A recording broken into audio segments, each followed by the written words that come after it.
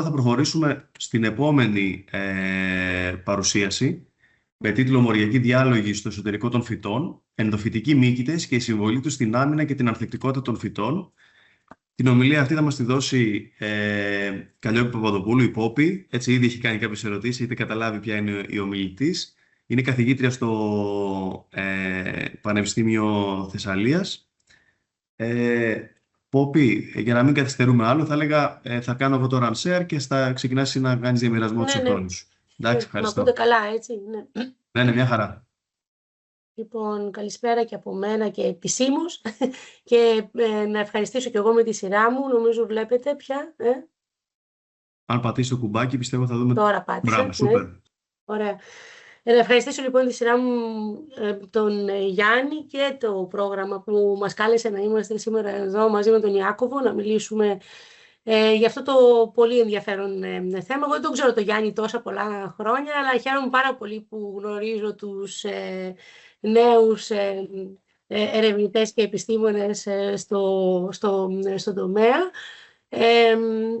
Θα ξεκινήσω λοιπόν αμέσως. Είμαι στο Τμήμα Βιοχημίας και Βιοτεχνολογίας του Πανεπιστημίου Θεσσαλίας, που βρίσκεται εδώ κέντρο Καρακέντρο, στη Λάρισα. Το τμήμα ανήκει στην Σχολή Επιστημών Υγείας, αλλά συνεργαζόμαστε στενά και με τα γεωπονικά τμήματα που έχει το Πανεπιστήμιο, τα οποία βρίσκονται και στη Λάρισα και στο Βόλο. Το εργαστήριο που ανήκω είναι το Εργαστήριο Βιοτεχνολογίας Φυτών και Περιβάλλοντος. Είμαστε μια πολύ μεγάλη ομάδα, όπως βλέπετε. Μερικές φορές είμαστε και πιο λίγοι και πιο τέτοια. Είμαστε σε ένα καινούριο σχετικά κτίριο με πολύ ωραία θέα στον Όλυμπο. Η Λάρισα δεν είναι μονάχα ο κάμπος, λοιπόν. Αλλά για να μην καθυστερώ άλλο,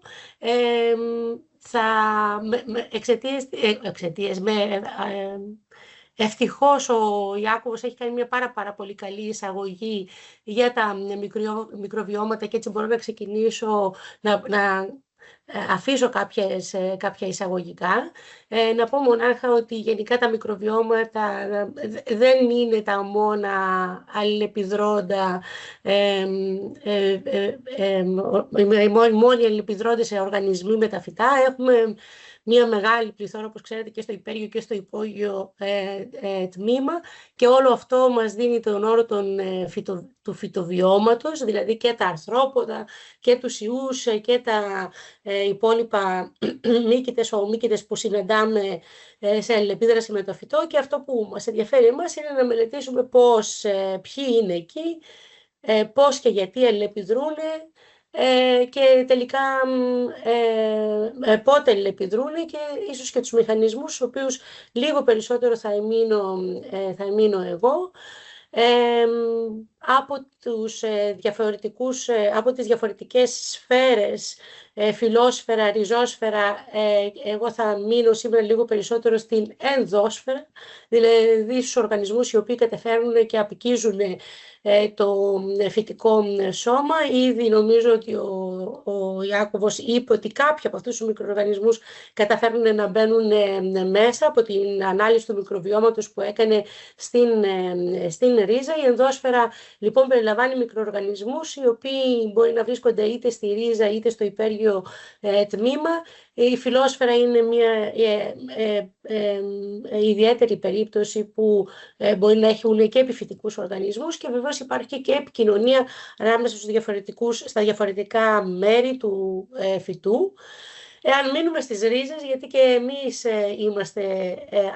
είμαστε μια ερευνητική ομάδα που αγαπάμε τις ρίζες και αυτό το μυστικό κόσμο που υπάρχει εκεί κάτω μέσα στο έδαφος. Έχουμε πολλούς και διαφορετικούς μικροοργανισμούς, μύκητες, βακτήρια, αρχαία, ομύκητες, πρώτιστα, ιοί και πολλοί άλλοι βεβαίως, όπως είπε και ο Γιάννης στην εισαγωγή του. Κάποιοι είναι παθογόνοι, κάποιοι είναι ωφέλιμοι. Από αυτούς λοιπόν Σήμερα εγώ θα περιοριστώ στους ενδοφυτικούς μικροοργανισμούς. Από τους ενδοφυτικούς οργανισμούς υπάρχουν κατηγορίες για τους οποίους ξέρουμε πάρα πολλά πράγματα, όπως είναι τα αζωτοδρομευτικά ριζόβια που κάνουν τις συμβιωτικές σχέσεις για τη δημιουργία των φυματίων στις ρίζες των φυτών, ή αν πάμε στους μύκητες, η πιο γνωστή είναι οι νεδροειδείς μικορυζικοί μύκητες, σε μια μετάφραση που μπορεί και αυτή είναι λίγο, μερικές φορές είναι και ως νεδρόμορφη. Μεταφράζουμε το arbuscular mycorrhizal fungi, που είναι και αυτοί πολύ γνωστοί μύκητες και θα τους συναντήσουμε λίγο παρακάτω. Οι ενδοφυτικοί λοιπόν οργανισμοί ολοκληρώνουν μέρος ή σύνολο του βιολογικού τους κύκλου μέσα στο φυτό, μπορούν να ζουν ενδοκυταρικά, να καταφέρουν να μπαίνουν δηλαδή και μέσα στα κύτταρα με προϋποθέσεις, όπως θα δούμε, ή να μένουν στον αποπλάστη, δηλαδή να είναι μεν μέσα στο φυτικό σώμα, αλλά ποτέ να μην καταφέρουν να περνάνε τα κυταρικά τυχώματα και τις πλασματικές μεμβράνες. Ένας ορισμός τους είναι οργανισμοί οι οποίοι δεν φέρνουν εμφανή συμπτώματα. Έχουν περιγραφεί από πάρα πολύ παλιά, από το 1809 αναφέρονται ως ενδόφυτα, από έναν Γερμανό βοτανολόγο, με τον πιο συχνό όμως ορισμό που μοιάζει με αυτόν που μεταφράζεται εδώ πέρα να δίνεται το 1866, φτάνουμε το 1995, ο Wilson λέει ότι η ενδόφυτα σημαίνει να είσαι μέσα στο φυτό, αλλά είναι ένας όρος ο οποίος σιγά σιγά προσπαθούμε να τον εξειδικεύσουμε. Έτσι το 2025 γίνεται υπάρχει μια πολύ έτσι ενδελεχής μελέτη ανασκόπησης που αναφέρει ότι όταν θέλουμε να αναφερθούμε σε ενδοφυτικούς μύκητες, τότε θα πρέπει να μιλάμε για μύκητες που δεν περιλαμβάνουν τους μικορυζικούς, οι οποίοι φέρουν εμφανείς δομές. Εντάξει, άρα μύκητες οι οποίοι μεγαλώνουν μέσα στους ριζικούς ιστούς, στους ιστούς της ρίζας, αλλά μοιάζουν με τους κοινούς μύκητες οι οποίοι μπορούν να μεγαλώνουν και έξω. Και αυτούς λοιπόν τους ενδοφυτικούς μύκητες τους συναντάμε σε όλο κατά μήκος όλου του φιλογενετικού δέντρου των μυκήτων, όπως και τους ξενιστές τους συναντάμε σε μια πολύ μεγάλη ποικιλία από διαφορετικές οικογένειες, ταξονομικά στα φυτά λοιπόν. Κάποιοι από αυτούς βρίσκονται, όπως είπαμε, μόνο και στο υπέργειο και στο υπόγειο τμήμα. Κάποιοι συναντάμε μονάχα στο υπόγειο τμήμα, εκτός από τους μικόρυζες, ξαναλέω. Παραδείγματος χάρη, εδώ πέρα βρίσκονται τα τριχοδέρματα, τα τραϊκοντέρματα, τα οποία είναι γνωστοί μύκητες του δάφους, οι οποίοι πολλοί από αυτούς είναι και ενδορίζικοι και ωφέλιμοι. Συνήθως λοιπόν όταν αναφερόμαστε σε ενδοφυτικούς μύκητες, έτσι για να βάλουμε το πλαίσιο γιατί πράγμα μιλάμε, γιατί όπως καταλαβαίνετε η ποικιλότητα, η ταξονομική αλλά και λειτουργική είναι πάρα πολύ μεγάλη σε αυτό το μυστικό κόσμο του εδάφους και της ριζόσφαιρας. Αναφερόμαστε λοιπόν για σχέσεις όπου συνήθως το φυτό ξενιστής προσφέρει μια οικολογική θέση στον ενδοφυτικό οργανισμό και αυτός με τη σειρά του προάγει την ανάπτυξη και την υγεία του φυτού. Συνήθως δηλαδή μιλάμε για σχέσεις αμοιβαιότητας, οι οποίες μπορεί να εμφανίζονται με όλες αυτές τις διαφορετικές εκφάνσεις που παρουσίασε πολύ καλά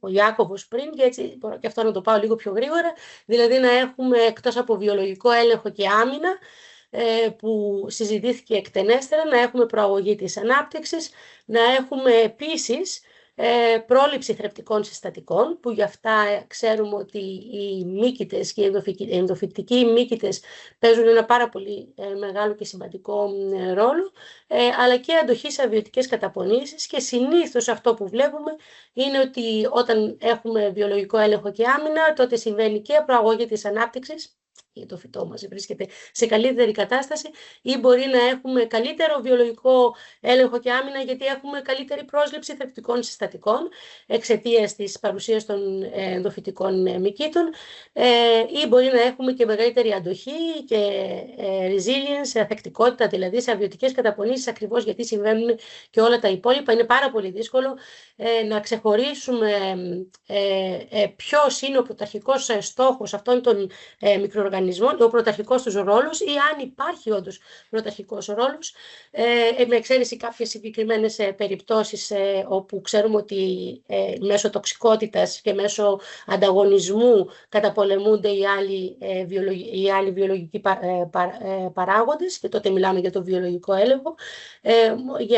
Σε όλες τις υπόλοιπες περιπτώσεις, μάλλον ο τρόπος δράσης αυτών των ενδοφυτικών μικροοργανισμών είναι να συνομιλούν καλά με τον ξενιστή τους, και έτσι να υπάρχει μια σχέση αμοιβαιότητας, πάρε-δώσε δηλαδή, για τα οποία σήμερα λίγο περισσότερο θα αναπτύξουμε κάποιες από αυτές τις περιπτώσεις.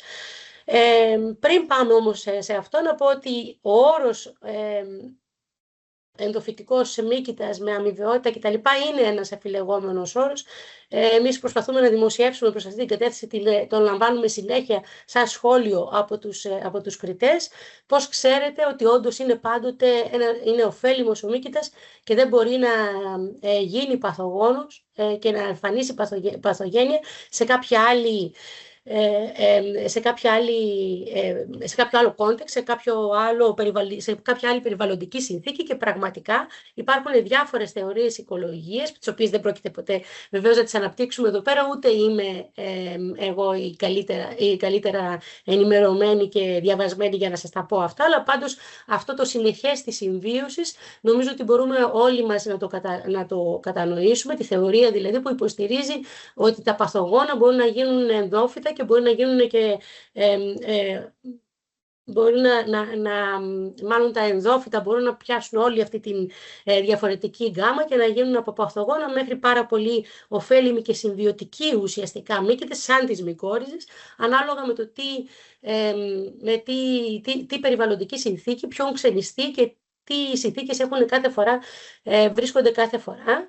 Και εκτός από αυτή την θεωρία του συνεχές της συμβίωσης ή αλλιώς του συνεχές του παρασιτισμού μέχρι την αμοιβαιότητα, υπάρχουν και άλλες θεωρίες που υποστηρίζουν πώς αυτοί οι μικροοργανισμοί καταφέρνουν και απικίζουν και για ποιο λόγο απικίζουν την ενδόσφαιρα. Υπάρχει για παράδειγμα η υπόθεση του waiting room, δηλαδή ότι υπάρχουν μέσα σε αδρανή σχετικά ή σε ουδέτερη, όχι αδρανή, σε ουδέτερη κατάσταση μέσα στους φυτικούς οργανισμούς, στους φυτικούς ιστούς, αλλά μπορούν να μετατραπούν σε ωφέλιμοι μικροοργανισμοί ανάλογα σε τι συνθήκες θα βρεθεί ο ξενιστής τους και να φτάσουν και στην άλλη άκρη. Ή υπάρχει και η θεωρία του byproduct mutualism, που λέει δηλαδή ότι ο ενδοφυτικός μύκητας βρίσκει μία θέση εκεί και επειδή ο ίδιος ωφελεί και τον ξενιστή του. Εντάξει, δηλαδή ότι ουσιαστικά ο μηχανισμός δράσης του είναι για να ωφελήσει τον ίδιο του τον εαυτό και σαν ένα παραπροϊόν είναι αυτή η ωφέλεια που βλέπουμε στα φυτά μας. Αυτές είναι λοιπόν οι θεωρίες οικολογίας. Μελετώντας τους μηχανισμούς και τον τρόπο δράσης αυτών των οργανισμών, προσπαθούμε να δούμε αν είμαστε κάπου εκεί, τι από αυτά συμβαίνει, πώς δηλαδή δομούνται αυτές οι σχέσεις, γιατί μας ενδιαφέρει να δούμε πραγματικά πώς δομούνται τα οικοσυστήματα, ποια είναι τα φυσικά μας οικοσυστήματα, πώς ελέγχονται, αν μάθουμε πώς τα οικοσυστήματά μας, αυτά τώρα τα φυτικά οικοσυστήματα μας, τα οικοσυστήματα της ρίζας και της ενδόσφαιρας υπάρχουν και ρυθμίζονται στο φυσικό περιβάλλον, ίσως καταφέρουμε λοιπόν να τα αναπαράγουμε, να τα ρυθμίσουμε και εμείς, να τα ελέγξουμε και τελικά να οδηγηθούμε σε ωφέλιμες κοινότητες, σε ωφέλιμες σχέσεις, σε μια καλύτερη κατανόηση, άρα και καλύτερο έλεγχο και μέσω της τροποποίησης και του χειρισμού αυτών των οικοσυστημάτων. Στην πρώτη εδώ που λέει classification, ο Rodriguez et al. Είναι Rodriguez, δύο καλοί συνεργάτες μεταξύ τους, ήδη από το 2009 κάνουν μια εκτενή ταξινόμηση αυτών των ενδοφυτικών μυκήτων που έχουμε βρει μέσα στους ιστούς, ανάλογα με το πού βρίσκονται, σε ποιους ξενιστές, σε ποιους ιστούς, με ποιον τρόπο μεταδίδονται, δηλαδή αν μπορούν να μεταφερθούν οριζόντια ή μονάχα ή και κάθετα, δηλαδή από γενιά σε γενιά, αν έχουν, τι ρόλο έχουν κτλ. Είναι μια ταξινόμηση, μια κατηγοριοποίηση, η οποία ήδη από το 2009 μέχρι τώρα εξακολουθούμε να την χρησιμοποιούμε στους ενδοφυτικούς μικροοργανισμούς και μύκητες, ας πούμε για μύκητες, για τους ενδοφυτικούς μύκητες, και είναι ένα καλό παράδειγμα που το μαθαίνουμε δηλαδή έτσι στη θεωρία, όταν κάνουμε στη θεωρία των ενδοφυτικών μυκήτων. Μπορούμε να τους δούμε σήμερα, εντάξει, μπορούμε να τους σημάνουμε, μπορούμε να τους βάψουμε. Εδώ πέρα βλέπετε έναν ενδοφυτικό μύκητα να μεγαλώνει, και μάλιστα αυτός είναι από τους υποχρεωτικά συμβιωτικούς μύκητες στα φύλλα των μονοκοτυλίδων φυτών μας, όπως είναι οι μικόριζες, οι ενδοφυτικοί μύκητες στις ρίζες των δικοτυλίδων φυτών. Και εδώ βλέπετε πώς αλλιώς μπορούμε να τον δούμε, να τον σημάνουμε με GFP και έτσι να παρακολουθήσουμε ή να βάψουμε με φθορίζουσες χρωστικές και να τον παρακολουθήσουμε έτσι ώστε να επιβεβαιώσουμε αν όντως βρίσκεται μέσα στις ρίζες ή αν μπορεί να διασχίσει όντως κυταρικά τυχώματα και πλασματικές μεμβράνες και να μπαίνει μέσα στα κυταρικά μας τυχώματα. Πολλά λοιπόν τέτοια διαφορετικά παραδείγματα, πολλές διαφορετικές περιπτώσεις. Μπορούμε να συναντήσουμε τέτοιου τύπου συμβιωτικές σχέσεις, είτε από μύκητες οι οποίοι έχουν απομονωθεί από διαφορετικά περιβάλλοντα, για τα οποία τα ελέγχουμε αν μπορούν να μας φέρουν τις ίδιες ιδιότητες στα φυτά μας, από αυτά από τα οποία απομονώθηκαν. Τι εννοώ? Για παράδειγμα, αυτός ο Corvularia protuberata έχει απομονωθεί από γεωθερμικές πηγές και έχει ελεγχθεί για το αν μπορεί να βοηθήσει τα φυτά ενάντια σε πολύ υψηλές θερμοκρασίες. Ενώ αντίστοιχα ο Fusarium calmorum έχει απομονωθεί από φυτά που είναι κοντά σε θαλάσσια περιβάλλοντα, σε παραλίες δηλαδή, και έτσι έχει χρησιμοποιηθεί για να ελεγχθεί εάν μπορεί να βοηθήσει τα φυτά ενάντια σε αλατότητα. Θα αφήσω λοιπόν όλο αυτό το ποτπουρί που μπορούμε να μιλήσουμε για πολλούς διαφορετικούς μύκητες που και υπάρχουν στη βιβλιογραφία με τέτοιο ρόλο, και θα πάω γρήγορα στην πιο χαρακτηριστική περίπτωση, αυτή που περισσότεροι από εμάς καλά γνωρίζουμε από τις προπτυχιακές μας σπουδές, και όσοι είστε πιο νέοι σίγουρα θα τις συναντήσετε, που είναι ακριβώς οι δενδροειδείς μικορυζικοί μύκητες. Αυτοί είναι υποχρεωτικά βιότροφοι. Έχουμε αυτά τα πολύ ωραία σποράκια στα εδάφη, που όταν αναγνωρίσουν το φυτό ξενιστή εκβλαστάνουν, μπαίνουν μέσα στο κόρτεξ, στο φλοιό στα κύτταρα του παρεγχήματος του φλοιού της ρίζας, μένουν εκεί, αλλά εκεί φτιάχνουν πάρα πολύ ωραίες δομές. Αυτές εδώ, αφού καταφέρουν και διαπεράσουν την πλασματική μεμβράνη, αυτές εδώ που μοιάζουν λοιπόν σαν δέντρα, και από εκεί παίρνουν και το όνομά τους, αυτή μια εξαιρετική, όπως βλέπετε, εικόνα παλιά, που τη χρησιμοποιούμε όλοι μας, και αυτή μία από το εργαστήριο, πως πραγματικά τα βλέπουμε στο μικροσκόπιο. Είναι όμως και πάλι ωραία και εντυπωσιακή, και αυτές οι δομές εδώ, μια τέτοια πορεία, ξέρουμε πάρα πολύ καλά. Λοιπόν, αυτή την πορεία είναι από τις πιο καλά μελετημένες περιπτώσεις. Είναι πάρα πολύ σημαντικοί μύκητες, γιατί ξέρουμε ότι απικίζουν περίπου το 90% των δικοτυλίδων φυτών μας στα οικοσυστήματά μας, και αυτό περιλαμβάνει κυρίως τα αγκαιόσπερμα φυτά. Όλες αυτές λοιπόν οι ερωτήσεις, ποιος είναι εκεί, πότε, πώς απικίζει κτλ. Μελετώνται εδώ και πάρα πολλά χρόνια για τους μικορυζικούς μύκητες και έτσι ξέρουμε πολλά πράγματα για το πώς γίνονται αυτές πώς εγκαθίστανται αυτές οι σχέσεις και η ωραία εντυπωσιακή ιστορία πίσω από τον απικισμό αυτών των συμβιωτικών μυκήτων είναι ότι χρησιμοποιούν ένα κοινό σηματοδοτικό μονοπάτι με τα ριζόβια. Δηλαδή έχουμε ενδοριζικά βακτήρια και ενδοριζικούς μύκητες που κάνουν μια συμβιωτική σχέση. Ξέρουμε ότι τα ριζόβια μας δίνουν στα φυτά ξενιστές τους κυρίως άζωτο. Ξέρουμε ότι οι μικόριζες δίνουν κυρίως στα φυτά ξενιστές τους κυρίως φόσφορο, αλλά τα τελευταία χρόνια και οι δύο αυτές πώς να το πω, πάρα πολύ ισχυρές πεποιθήσεις ότι αυτό κάνουν αυτοί οι μικροοργανισμοί και τα όρια έχουν σπάσει και ξέρουμε ότι και οι μεν και οι δε μπορούν να μεταφέρουν και άλλα σημαντικά θρεπτικά στοιχεία μέσα στα φυτά ξενιστές τους. Τώρα, για να ξαναγυρίσω λοιπόν στο κοινό συμβιωτικό μονοπάτι, και οι μικόριζες και τα ριζόβια χρησιμοποιούν το ίδιο σηματοδοτικό μονοπάτι που ξεκινάει από την αναγνώριση των μικροσυμβιωτών έξω από τα φυτά και βοηθάει μέσα από ένα κασκέιτ, από ένα καταράκτη δηλαδή, από ένα καταράκτη μονοπατιού από μεταγωγική σήματος, οδηγεί τελικά στην εγκαθίδρυση και στη δημιουργία αυτών των ιδιαίτερων δομών μέσα στα φυτά. Στις δεντροειδείς λοιπόν μικόριζες αυτά τα δεντρόμορφα, οι δεντροειδείς δομές, τα arbuscules, ξέρουμε ότι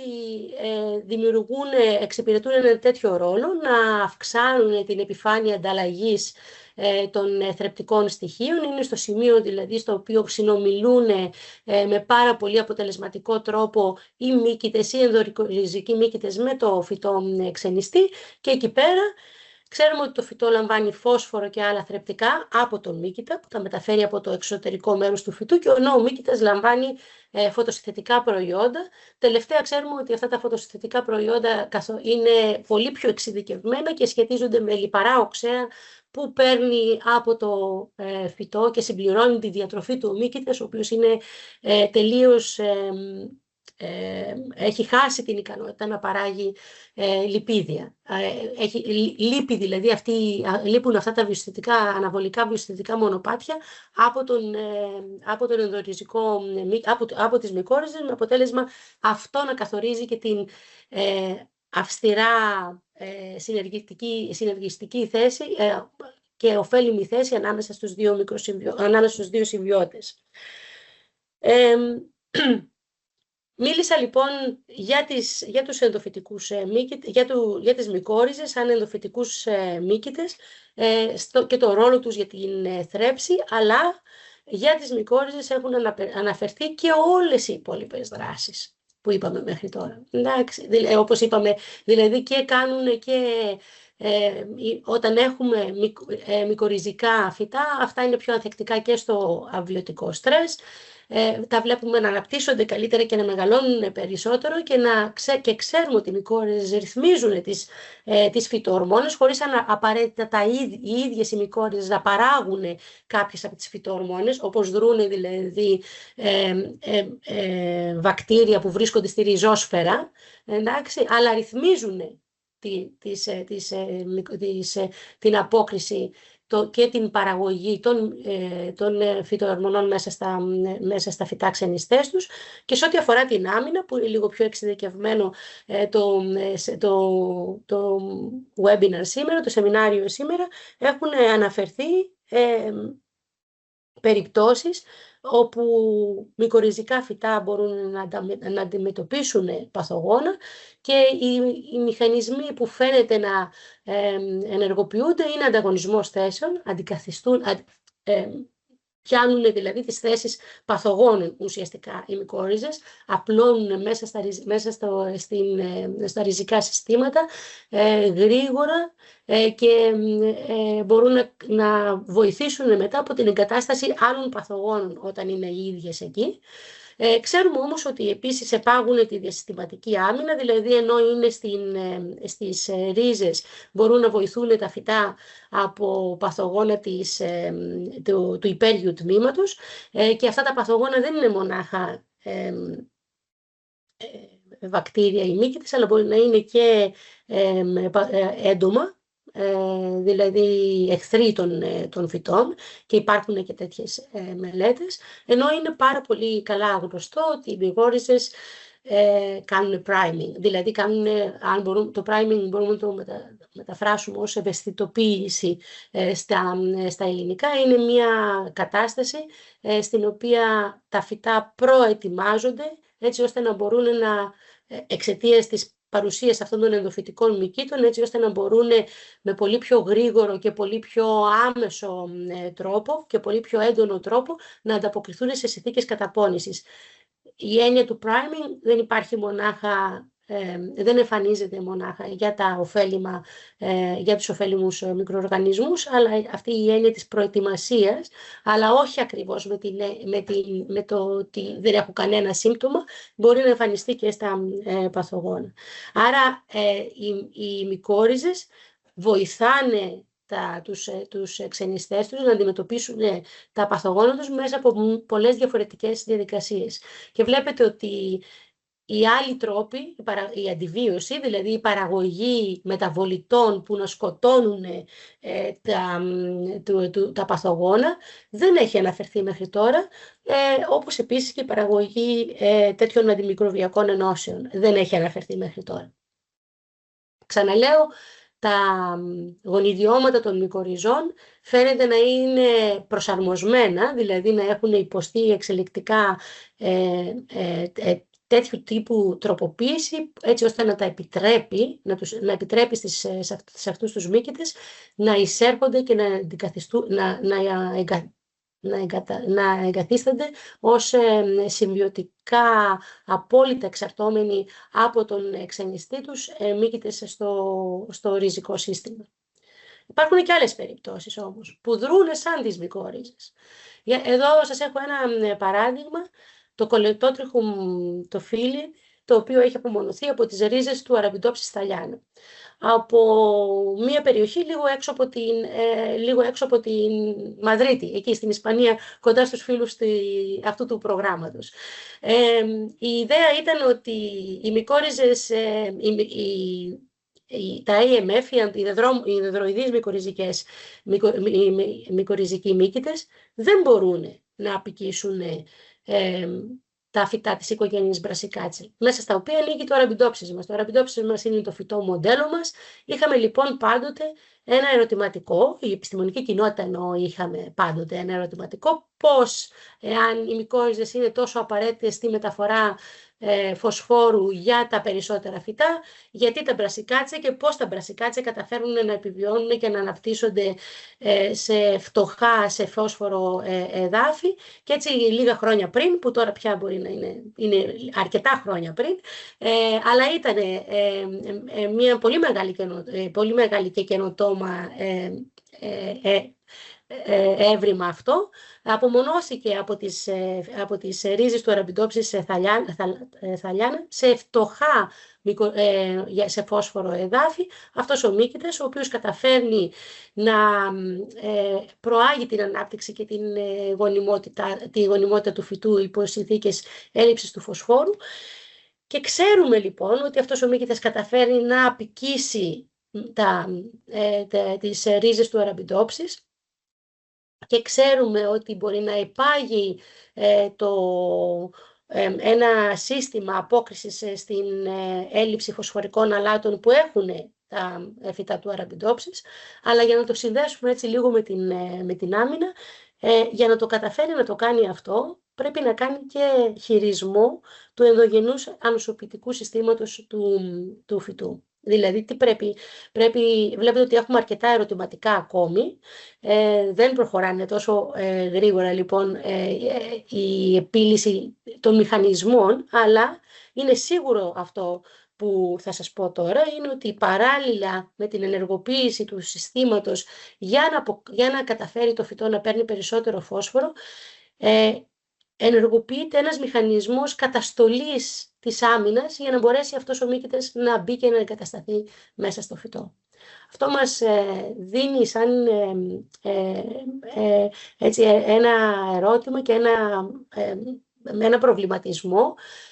Πώς μπορεί λοιπόν, πού βρίσκεται αυτή η ισορροπία που λέγαμε πριν, ανάμεσα στην άμυνα, στην αθεκτικότητα, ποιο είναι το πλαίσιο, ποιο είναι οι περιβαλλοντικές συνθήκες με τις οποίες ένας ενδοφυτικός μύκητας μπορεί να θεωρηθεί ωφέλιμος, μπορεί να λειτουργήσει σαν ωφέλιμος, μπορεί να συνδυαστεί με άλλους μύκητες και να μπορέσει τελικά να μας δώσει μία λύση για να δημιουργήσουμε βιώσιμες νέες καλλιέργειες, νέες πρακτικές καλλιέργειες, όπως τα συζητούσε πριν λίγο ο Ιάκωβος. Εντάξει. Δηλαδή, αυτός ο μύκητας με τι μπορεί να συνδυαστεί και τι θα γίνει εάν συνδυαστεί και χρησιμοποιηθεί για να πάρουμε περισσότερο φόσφορο σε μπρασικά φυτά, πέρα από το αραβιντόψις λοιπόν, αν βάλουμε ένα ωραίο μπρόκολο, για παράδειγμα. Μπορούμε να κάνουμε καλλιέργεια μπρόκολου με λιγότερα φωσφορικά και συγχρόνως να προστατεύουμε τα φυτά μας εάν χρησιμοποιήσουμε αυτόν τον μύκητα. Τι είδους συνδυασμούς μπορούμε να κάνουμε. Σταματάω να βάζω ερωτηματικά μονάχα, αλλά όσο περισσότερο μπαίνουμε μέσα στο πώς γίνονται, πώς λειτουργούν, πώς οδηγούμαστε σε τέτοιους φαινότυπους, γιατί αυτά τα φυτά μας είχαν περισσότερο φόσφορο, αναπτυχσόταν πολύ περισσότερο, είχαν μηχανισμούς λοιπόν ανταπόκρισης σε έλλειψη φωσφόρου. Όσο περισσότερο μπαίνουμε σε αυτούς τους μηχανισμούς, τόσο περισσότερα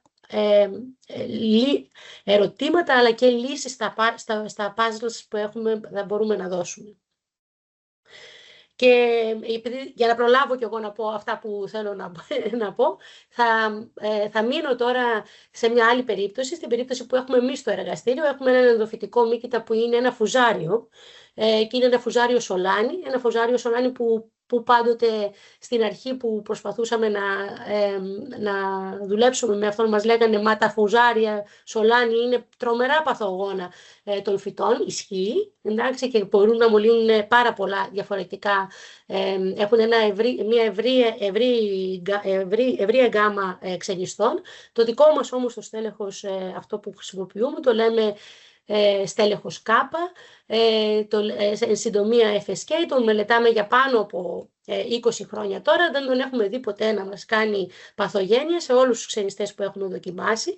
Είναι λοιπόν ένας ενδοφυτικός μύκητας, έχει απομονωθεί από τις ρίζες φυτών ντομάτες που είχαν μεγαλώσει σε ένα από τα κομπόστ όπως αυτά που αναφέρθηκε και ο Ιάκωβος πριν. Ένα κομπόστ το οποίο ήταν επισχετικό, δηλαδή βοηθούσε τις ντομάτες να μεγαλώσουν στην παρουσία παθογόνων, σχεδόν χωρίς καθόλου συμπτώματα. Μέσα από αυτό το κομπόστ λοιπόν απομονώσαμε αυτόν τον μύκητα, έχουμε πια όλο του το γονιδίωμα, ξέρουμε λίγο για τα χαρακτηριστικά, ξέρουμε αρκετά καλά τα χαρακτηριστικά του, και ξέρουμε ότι έχει και πολλούς ξενιστές. Εγώ σήμερα θα μείνω σε 2-3 από αυτούς, την ντομάτα την αρχική και ένα φυτό μοντέλο ψυχανθές, γιατί αυτός ο FSK λοιπόν μπορεί να μολύνει και σολανάτσε και φαμπάτσε, που θα σας δείξω σήμερα λοιπόν, και ξέρουμε ότι και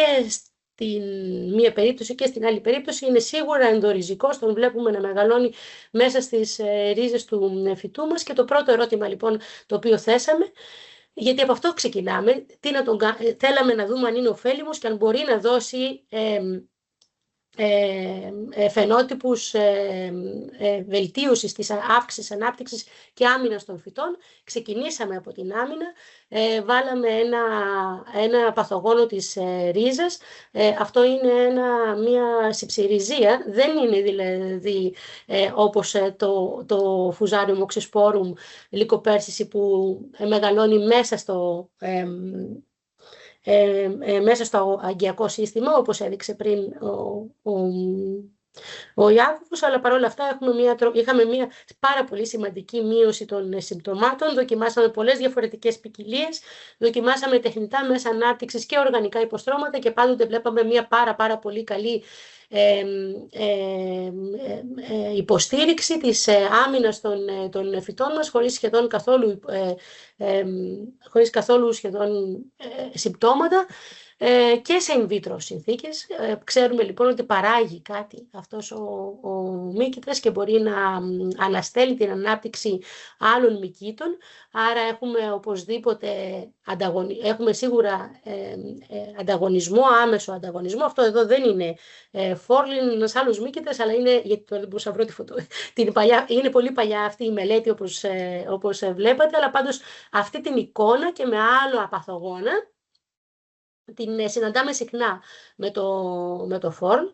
Παρόλα αυτά, και βλέπετε εκεί γράφει ότι προστατεύει και από παθογόνα του φύλου. Όντως είδαμε προστασία και στη Septoria lycoperdis που είναι στα φύλλα και τέτοιου τύπου πειράματα παραλήφθηκαν πάρα πολύ συχνά. Λέω ότι είναι διασυστηματική προστασία, γιατί μάλλον δεν τόνισα αρκετά πριν που έλεγα ότι είναι ενδοριζικός. Είναι ότι στην ντομάτα δεν έχουμε καταφέρει ποτέ να απομονώσουμε τον μύκητα αυτόν από το υπέργειο τμήμα. Μένει δηλαδή μέχρι το λαιμό και δεν καταφέρει να περάσει ποτέ στο πάνω μέρος. Άρα εδώ είχαμε μια διασυστηματική προστασία και βεβαίως το επόμενο που θέλαμε να δούμε είναι πώς το κάνει αυτό. Αφού δεν φτάνει ποτέ εκεί πέρα ο μύκητας, ποιοι είναι οι μηχανισμοί που ενεργοποιούνται, και όντως είδαμε εδώ, χρησιμοποιώντας είτε μεταλλάγματα φυτών, είτε γονιδιακή έκφραση, συγκεκριμένα γονίδια δείκτες, δηλαδή είτε μικροσκοπία σε πολλές περιπτώσεις, καταφέραμε να δούμε ότι για να δούμε αυτή τη δράση, στην ενίσχυση της άμυνας δηλαδή, θέλουμε διαμεσολάβηση εθυλενίου και αψυζικού οξέως. Και αυτό ήταν από τα πρώτα πειράματα που είδαμε, ότι μεταλλάγματα τα οποία δεν μπορούσαν να κάνουν αντίληψη εθυλενίου, δεν μπορούσαν να συνθέσουν άμπα κτλ.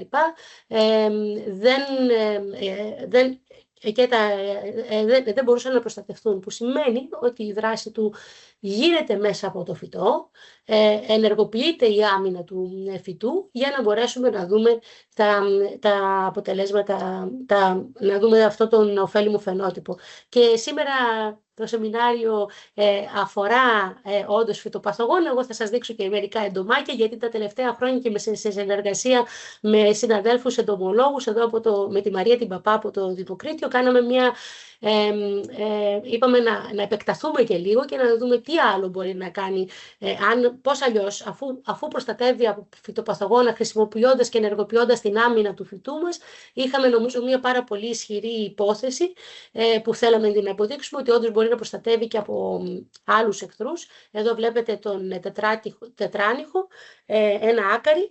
Από τότε που έχει γίνει αυτή η δουλειά έχουμε δοκιμάσει και άλλα και πάντοτε βλέπουμε μια προστασία, όπως επίσης και μια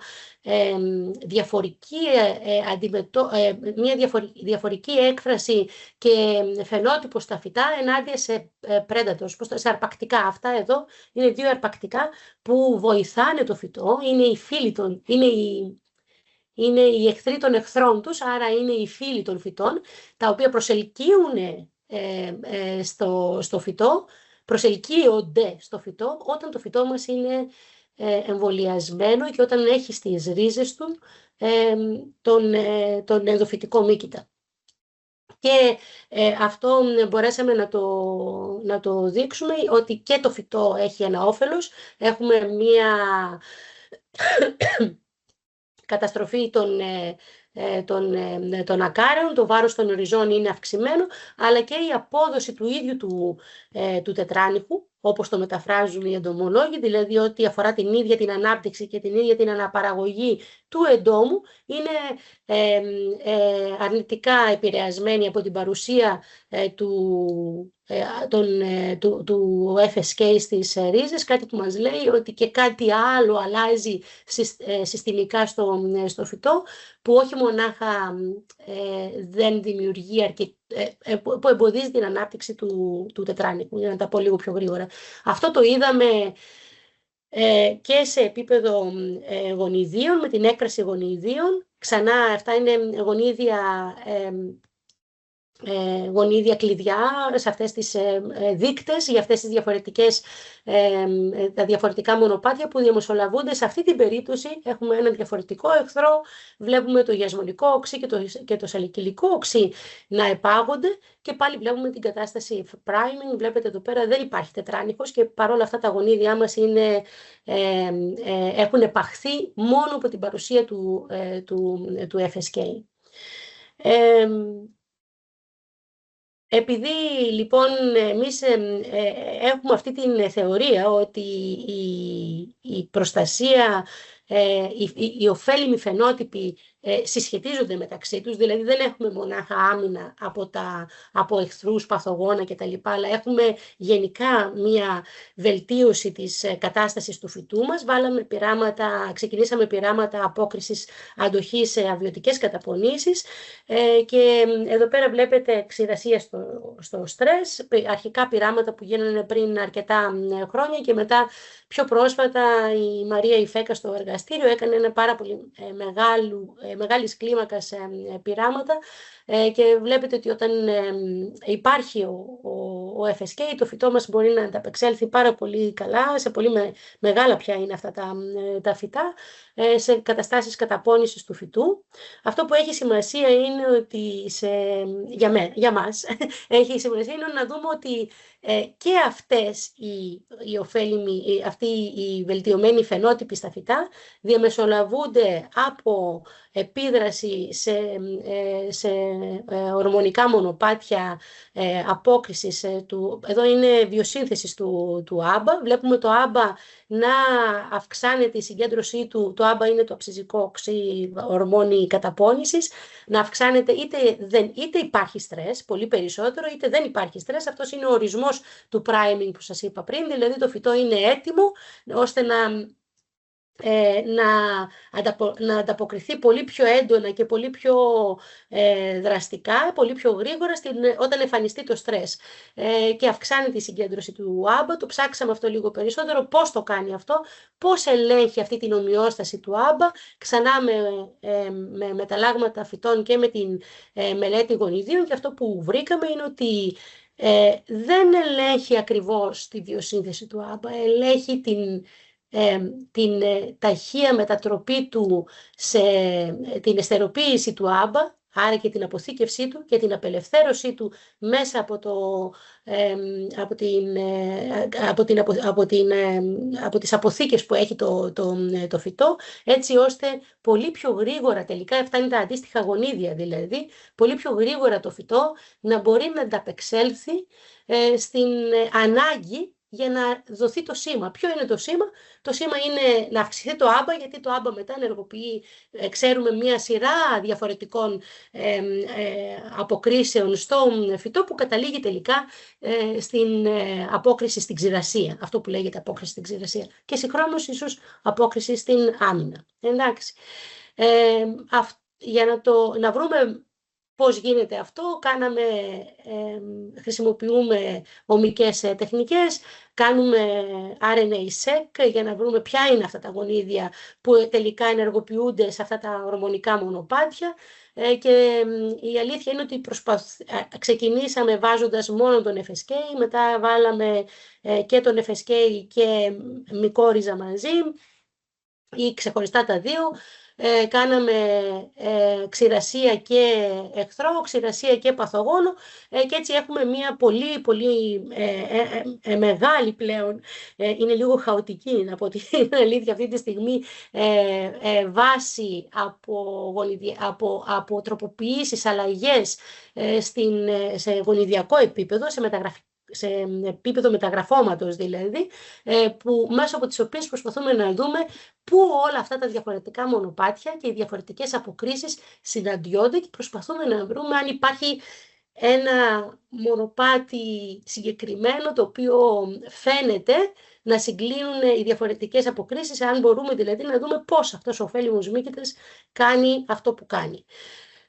Μερικά τέτοια παραδείγματα, όντως εντοπίζουμε γονίδια, δεν έχει νόημα να πω τώρα ποιες είναι αυτές, αλλά πάντως εντοπίζουμε γονίδια που ξέρουμε ότι παίζουν ένα τέτοιο ρόλο προστασίας, στα διαφορετικά μεταβολικά προφίλ τα οποία ψάχνουμε, και ψάχνουμε δηλαδή τι γίνεται όταν υπάρχει ο FSK και όταν δεν υπάρχει ο FSK, όταν υπάρχει στρες και όταν δεν υπάρχει στρες, και ψάχνουμε να δούμε αυτή τη διαφορική έκφραση, να φτιάξουμε τελικά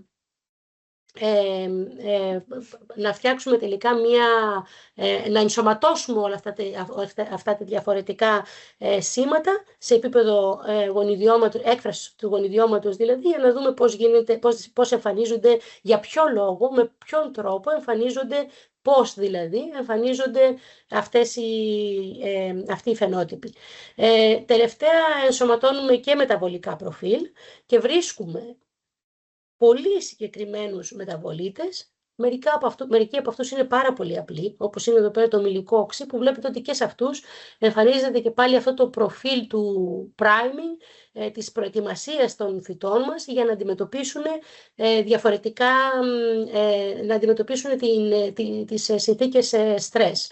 Και να κλείσω λίγο πιο γρήγορα, μαζί η έκφραση του γονιδιώματος μαζί με το μεταβολικό προφίλ μας δίνει τελικά κάποιες λύσεις, κάποιες προτάσεις που μπορούμε όντως να τις ελέγξουμε, γιατί βρίσκουμε, για παράδειγμα, εδώ το μεταβολικό προφίλ, βλέπουμε γονίδια να επάγονται από τον FSK και γονίδια να καταστέλλονται από τον FSK μέσα σε αυτά τα datasets που έχουμε δηλαδή, τα οποία όλα συγκλίνουν τελικά στην αύξηση του μυλικού οξέως. Άρα το μυλικό οξύ εμφανίζεται σαν ένας μεταβολικός κόμβος που συνδέει τον απικισμό του FSK με την αντοχή στην ξηρασία, και τελευταία, αυτό έχει δημοσιευθεί εκεί, δεν έχουμε ακόμα στείλει για δημοσίευση, αλλά έχουμε τέτοια στοιχεία που φαίνεται να είναι σημαντικό και για τις βιωτικές καταπονήσεις, δηλαδή για την παρουσία παθογόνων και εχθρών, βοτρίτη και τετράνιχου.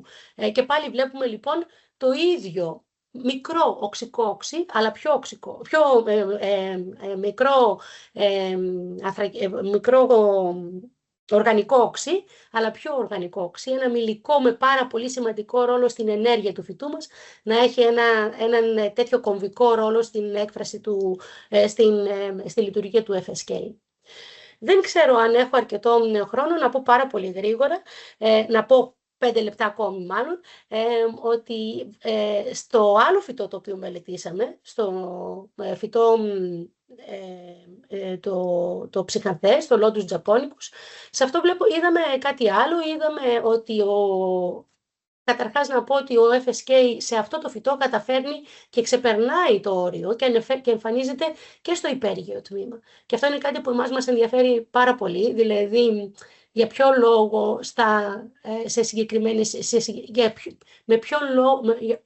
για ποιο λόγο σε αυτό το φυτό καταφέρνει και ξεπερνάει και απλώνεται σε όλο το φυτικό σώμα, αλλά τι είδαμε σε αυτό? Είδαμε ότι ο FSK σε αυτή την στρατηγική πρόσληψη σιδήρου, μεταφοράς και αποθήκευσης στα φυτά, όπου έχουμε συγκεκριμένους μηχανισμούς που είναι πάρα πολύ καλά μελετημένοι, και ο Γιάννης έχει επίσης πάρα πολύ πολύ μοναδικές και πρωτοπόρες δημοσιεύσεις σε αυτόν τον τομέα. Βρήκαμε λοιπόν ότι ο FSK όντως όχι μονάχα απικίζει, αλλά απικίζει πολύ περισσότερο τα φυτά που βρίσκονται σε τροφοπαινία σιδήρου. Και όταν βρίσκονται τα φυτά μας σε τροφοπαινία σιδήρου, τότε σε σχέση με τα φυτά αγρίου τύπου τα φυτά μας αυτά έχουν μεγαλύτερο ριζικό σύστημα, έχουν μεγαλύτερο υπέργειο σύστημα και ανθίζουν και γρηγορότερα.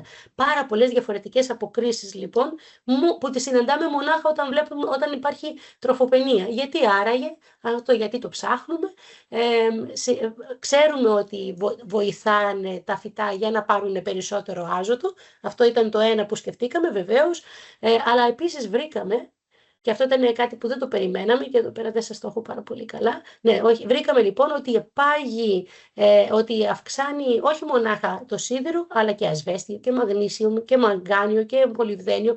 Δηλαδή μια πολύ πιο συστημική απόκριση από το φυτό στην παρουσία του FSK. Και όχι μονάχα γιατί του λείπει σίδερος, κάτι άλλο λοιπόν ενεργοποιείται από τον ενδοφυτικό μύκητα, που όταν του λείπει σίδηρος καταλήγει τελικά να μεταφέρει και περισσότερο σίδηρο.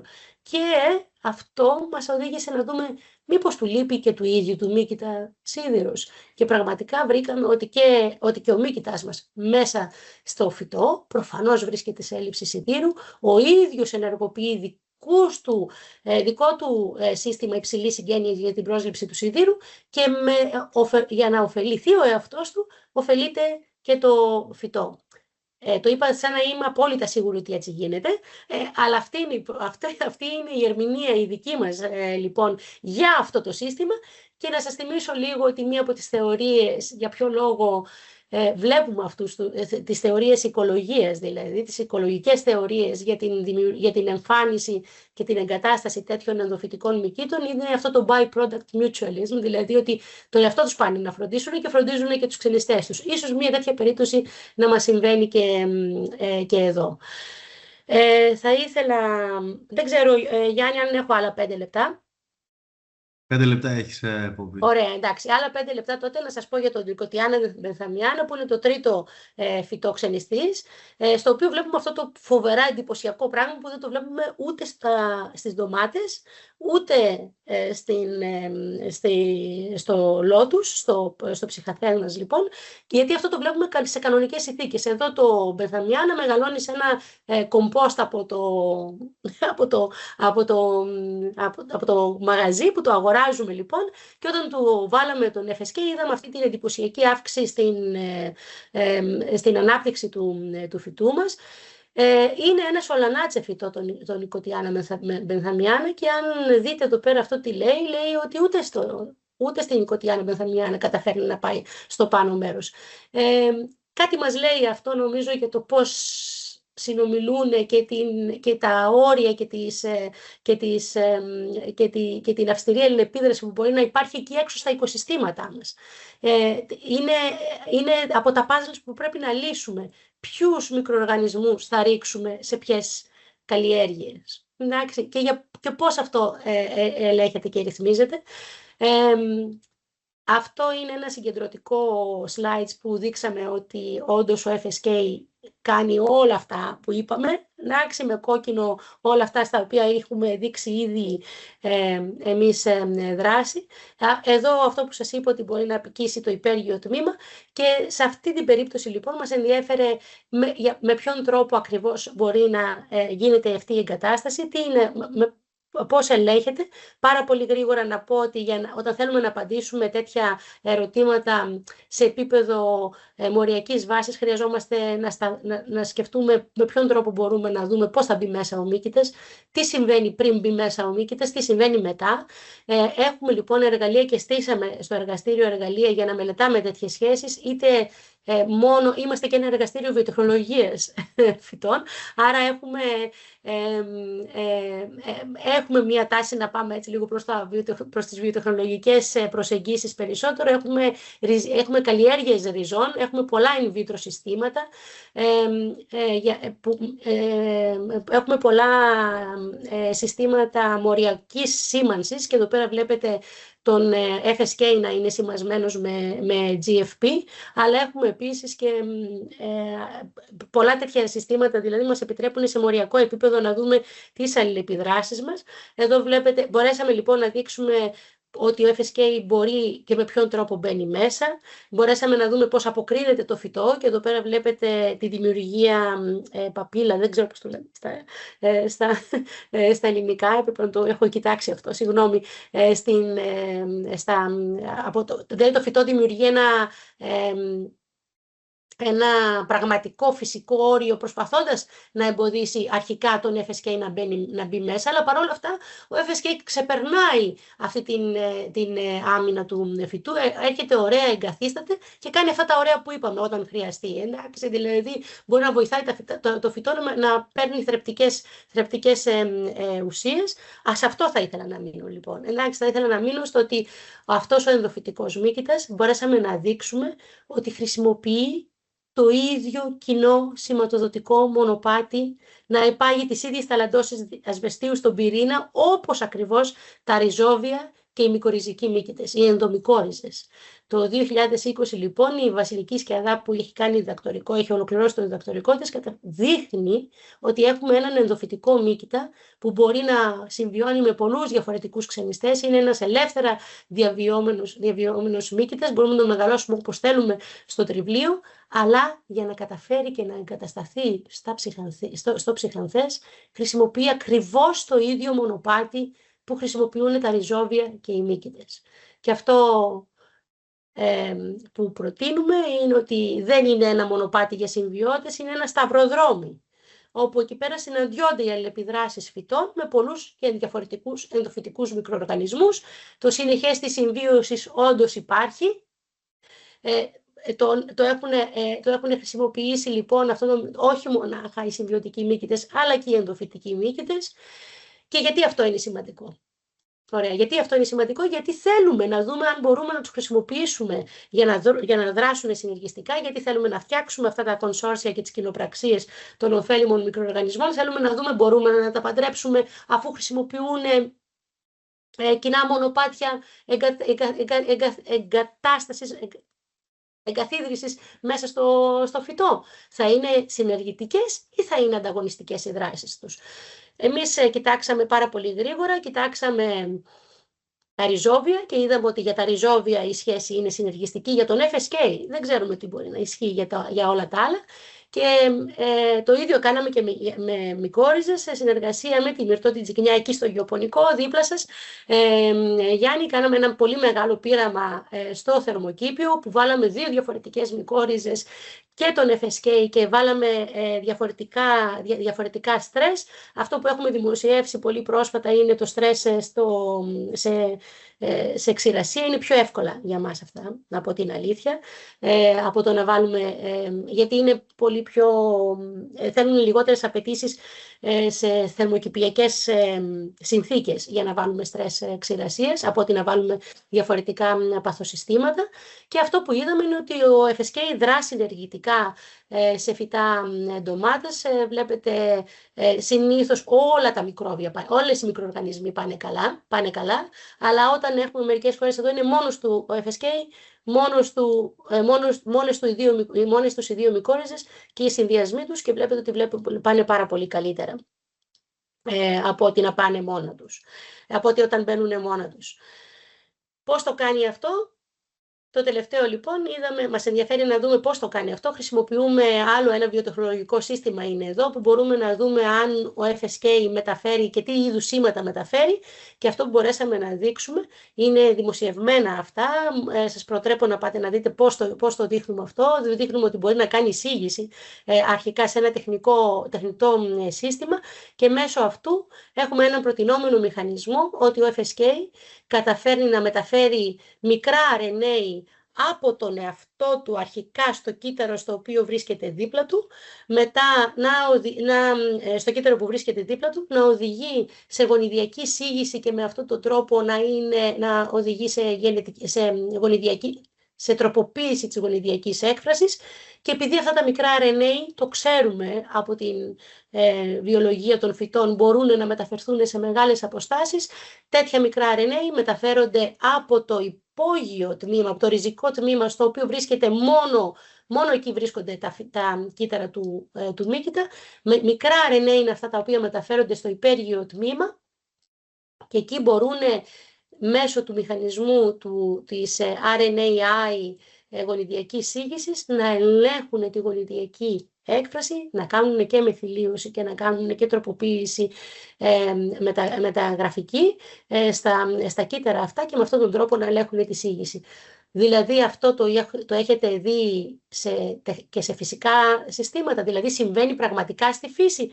Δεν έχουμε δημοσιευμένα αποτελέσματα, αλλά νομίζω ότι αξίζει τον κόπο να πούμε ότι ναι, έχουμε εντοπίσει και έχουμε βρει, γιατί έχουμε πολλά γονίδια πια από το RNA-seq μας, και έτσι μπορούμε να πάμε λίγο πιο στοχευμένα, και εκεί πέρα μπορούμε να δούμε, και βλέπετε εδώ πέρα δεν έχω βάλει καλά τη σήμανση, αλλά μπορείτε να δείτε ότι όντως σε κατάσταση στρες, για παράδειγμα, έχουμε εντοπίσει γονίδια που ο FSK μπορεί να αλλάξει την γονιδιακή έκφραση και με αυτόν τον τρόπο να οδηγήσει σε πιθανόν με αυτόν τον τρόπο έχουμε εντοπίσει δηλαδή γονίδια που μπορούμε να αποδώσουμε και να συσχετίσουμε τον απικισμό, τον μηχανισμό και την γονιδιακή έκφραση με τον φαινότυπο στα φυτά μας. Take home message λοιπόν, η μετάβαση το ίδιο με αυτό που είπε και ήταν εντυπωσιακό, δεν έχουμε συνεννοηθεί μεταξύ μας, σας το βεβαιώνω, ότι η μετάβαση από τη μελέτη στο εργαστήριο στην εφαρμογή σε κλίμακα πεδίου, για εφαρμογή στον αγρό δηλαδή, δεν είναι πλέον θεωρητική, βασίζεται σε δεδομένα, προσπαθούμε να αποκτήσουμε τέτοιου τύπου δεδομένα ώστε να βγούμε πολύ πιο στοχευμένα έξω. Και επειδή έχουμε και μια μικρή αδυναμία σε ενδοφυτικούς μύκητες, να μείνουμε με αυτό, να μείνουμε με αυτόν τον τομέα που είναι πολύ λίγο μελετημένος, όπως ελπίζω λίγο έτσι πέρα από τις μικόριζες, όλο το υπόλοιπο είναι πολύ λίγο μελετημένος τομέας. Έχουμε λοιπόν μια τεράστια πηγή, ανεξερεύνητη ακόμα, για να βρούμε λύσεις για την γεωργική βιοτεχνολογία. Πρέπει να μετατοπίσουμε την εστίασή μας από την εξάλειψη των παθογόνων στην εκμετάλλευση αυτών των οργανισμών, έτσι ώστε να οδηγηθούμε σε μια νέα εποχή στην γεωργία με υψηλές αποδόσεις, με ανθεκτικότητα στην κλιματική αλλαγή. Οι ενδοφυτικοί μύκητες θεωρούμε ότι είναι μια πολύ καλή τέτοια λύση. Θα τελειώσω με ευχαριστίες. Αυτή είναι η δική μου μικρή ομάδα και τώρα είναι και ακόμα πιο μικρή από αυτό το μεγάλο εργαστήριο βιοτεχνολογίας και φυτών και περιβάλλοντος, και είμαστε έτσι με ανάποδο πρόβλημα σε ό,τι αφορά πρόβλημα. Δεν είναι πρόβλημα καθόλου, μην το δείτε σαν πρόβλημα, αλλά έχουμε κυρίως κοπέλες που λειτουργούν, και θα ήθελα να ευχαριστήσω ιδιαίτερα τον Σωτήρη τον Βασιλιάδη, που είναι συνάδελφος στο τμήμα και είναι ο βιοπληροφορικάριος στην ομάδα μας. Βοηθάει πάρα πολύ για να μπορέσουμε να κάνουμε όλες αυτές τις βιοπληροφορικές αναλύσεις, και ο Θανάσης Μηταλακούρας που είναι στον ΕΛΓΟ, πάλι εδώ στη Λάρισα, και είναι ο άνθρωπος ο οποίος μας έχει βοηθήσει για να φέρουμε όλο αυτό το RNA biology μέσα στις μελέτες μας. Σας ευχαριστώ πάρα πολύ για την υπομονή σας. Ξέρω ότι ξεπέρασα και το χρόνο.